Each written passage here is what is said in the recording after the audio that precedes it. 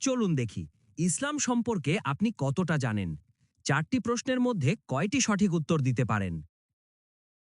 ইসলামের প্রথম যুদ্ধ কোনটি? সঠিক উত্তর হল বদরের যুদ্ধ।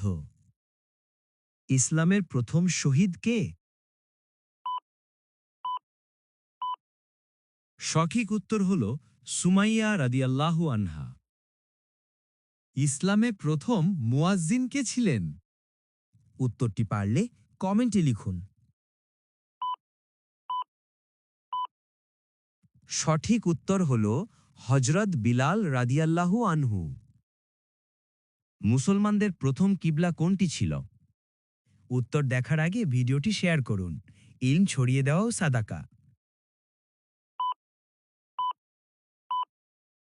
সঠিক উত্তর হল বাইতুল মুকাদ্দাস।